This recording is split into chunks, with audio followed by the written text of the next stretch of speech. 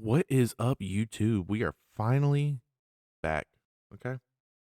And, I'm glad to be back. Glad to be back. Had a lot of things happen. Okay. For starters, we had the award show finally happen. Then, in a couple days, we got the Super Bowl. It's going to be great. It's going to be great. I hope you are just as excited as I am.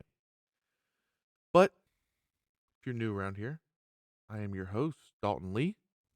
This is the Fumble Pod.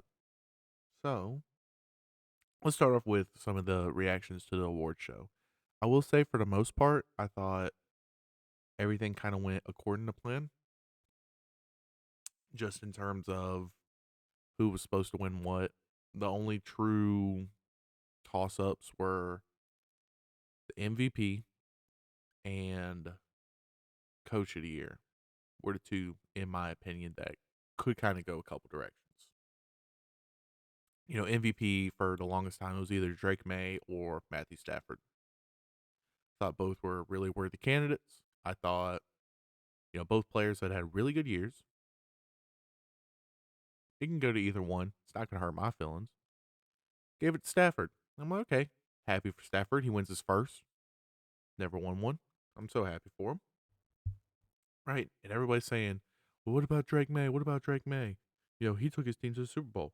I agree that should weigh in some, but he did not put up the numbers like Matthew Stafford. Plus, Drake May's only 23. He's got time to win one. Stafford just won his first at 37. Drake May has plenty of time to go out there and win one. So, and then Coach of the Year, obviously, in my opinion, is between Vrabel and Mike McDonald. Maybe Shanahan, just because of how good the team was, even with all the injuries, you know, having to play some of your games without Brock Purdy, so on and so forth. But I personally would have gave it to Vrabel, just because your team last year literally won 3 to 4 games, and now you're in the Super Bowl. I feel like you got to give that guy Coach of the Year, with all due respect. But Panthers had a great Hall of Fame day. Rookie of the Year, Offensive Rookie of the Year, Teteroa McMillan. Luke Kuechly is inducted into the Hall of Fame, so that's great. Truly phenomenal. I remember when Luke was drafted, right? Because I really started paying attention to the NFL in the 2011 2012 season, the year of Cam Newton's rookie year. That's really when I started paying attention wholeheartedly. So that very next draft was like, in theory, my first full draft where I'm paying attention to everything. We drafted Luke. I liked Luke coming out of college. And, seeing his whole career, when everything clicked and we went to the Super Bowl to, he had won Defensive Rookie of the Year, Defensive Player of the Year. He was always our staple. It truly broke my heart when the video had come out announcing his retirement. So I am happy for Luke that he gets to be immortalized into the Hall of Fame alongside a great class of guys. He gets in with Roger Craig, Adam Vinatieri, Drew Brees, and Larry Fitzgerald. I mean, that's a great Hall of Fame class. I think everybody kind of sits there and looks and goes, "Yeah, those are Hall of Famers for sure." So it was a good night if you were a fan of any of those players. But now we get to the best part of this. Okay, this is for all the marbles, all the schmeckles. Patriots, Seahawks, Super Bowl 60. And for starters, if you had told me this was going to be the matchup, I would have only been half surprised, just because I I could have seen the world where Seattle goes to the bowl, but the Patriots, I don't know about the Patriots. And now we look at it, we had to look at it in the full spectrum realm, right? So for starters, if we just want to be simplistic with it, Who has the better team? I would argue Seattle has the better team. The offense has been more explosive, and the run game's a lot more consistent. The offensive line is better in Seattle. That defense is phenomenal. It's phenomenal. I would still say it's better than New England's, even though New England's defense is really good. But I think the difference really is going to come to the trenches play on the O line, D line for both, and the wide receivers. At least Seattle has true weapons between JSN, Cooper Cup. Like those are two household names. Whereas we look at New England, and it's like you have an old ass Stephon Diggs and Kayshon Boutte, who's good every other game, who's young. He could develop and become great, but that's your most reliable guys. And then you got Ramondre Stevenson and Travion Henderson. But Seattle's Kenneth Walker. But again, I think Seattle's offensive line's better. But even with that, I think even if you were to sit here and make the argument that New England's doesn't have as much talent, Mike Vrabel is a phenomenal coach. Obviously, he just won Coach of the Year. He is a hell of a coach. We can't deny that. Mike McDonald's a hell of a coach too. They're both great guys. So again, it doesn't shock me if it's very competitive just because these coaches know what they're doing. They're great at scheming, getting their troops together, getting them ready, and ready to just roll through it. And then we kind of look at, we got to look at who's healthy. And I think right now both these teams are pretty much healthy. There was a little scare with Seahawks rookie safety Nick Warrior, something with an ankle, but as reported of yesterday, I think he's gonna be good to go. Same with somebody for New England. Somebody for New England. Can't remember off the top of my head. So again, for the most part, these teams are really healthy, and honestly, if we think about it, they play very similar in terms of scheme. But I am going to take Seattle.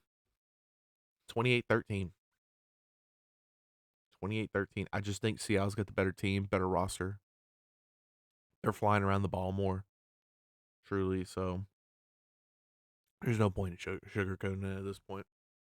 Just because I've been sitting on it for 2 weeks, and it's like, okay, no, I like I like Seattle to win outright, cover the spread. I like Sam for at least 2 touchdowns and 150 plus. I like Drake May for 150 plus. I like Kenneth Walker for 40 plus. Jason anytime touchdown. I think Ramondre Stevenson anytime touchdown. Those are my go-to. That is what I'm locking in. If you do it responsibly. Do it responsibly. Let's not do nothing crazy now. So that's what I got for the Super Bowl. And